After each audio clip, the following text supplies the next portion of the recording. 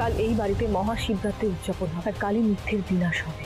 শুভ বিবাহ ধারাবাহিক সিরিয়ালে আজকে দেখতে পাবেন একদিকে সুধার প্রাণঘাতী হামলা, অন্যদিকে প্রেগন্যান্সির সুখবর। আর ঠিক সেই সময় শুরু হলো ভয়ঙ্কর চক্রান্ত। বাচ্চাটা কি জন্ম নেবেই না, নাকি কেউ চায় আলো আসার আগেই অন্ধকার নেমে আসুক? এপিসোড শুরুতে বাড়িতে চরম উত্তেজনা। রেশমি প্রাণে বেঁচেছে, কিন্তু সবাই সন্দেহ করছে এই ঘটনার পিছনে ছদ্মবেশী একজনের হাত আছে। কিন্তু ঝিনুক সরাসরি অভিযোগ তোলে এই লোকটা আমাদের জামাইবাবু হতে পারে না। পরিবারের মধ্যে দ্বন্দ্ব বাড়তে থাকে, কেউ বিশ্বাস করছে, কেউ সন্দেহ করছে। ঠিক তখনই আসে বড় খবর, ডাক্তার জানায় সুধা প্রেগনেন্ট। সবাই আনন্দে ভেসে যায়। তেজ খুশিতে বলে আমি আবার বাবা হতে চলেছি। কিন্তু এখানেই ভয়ঙ্কর মোড়। অন্যদিকে গ্রামের মন্দিরে চুমকিকে জোর করে সেবাদাসী বানানোর হুমকি দেওয়া হয়। তেজ বাধ্য হয়ে বলে আমাকে শাস্তি দিন, ওকে ছেড়ে দিন। প্রধান ঘোষণা করে কাল মন্দিরে সবার সামনে বিয়ে হবে, না হলে জোর করে ধরে আনা হবে। এদিকে পদ্মার আড়ালে কিংসুক লাহিড়ী আর মিস্টার লাহিড়ীর গোপন কথোপকথন। তারা জানতে পারে সুধার পেটে সন্তান। কিংসুক বলে বাচ্চাটা পৃথিবীর আলো দেখতে পাবে না।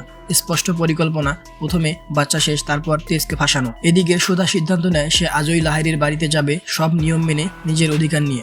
ঋষি অসুস্থ, বাড়িতে শিবরাত্রির আয়োজন, সবাই আলোর উৎসব ভাবছে, কিন্তু ছায়া ইতিমধ্যেই ঢুকে গেছে। সুধার অনাগত সন্তান কি নিরাপদ? কিংসুকের চক্রান্ত কি সফল হবে? চুমকি কি সত্যি জোর করে বিয়ে করবে? আর তেজ, সে কি সব সত্যি জানতে পারবে, নাকি নিজের ফাঁদেই ফেসে যাবে? আপনার কি মনে হয় বাচ্চাটার জন্য সামনে বড় বিপদ অপেক্ষা করছে? কমেন্টে লিখুন। এমন টান টান এপিসোড রিভিউ পেতে চ্যানেলটি সাবস্ক্রাইব করুন।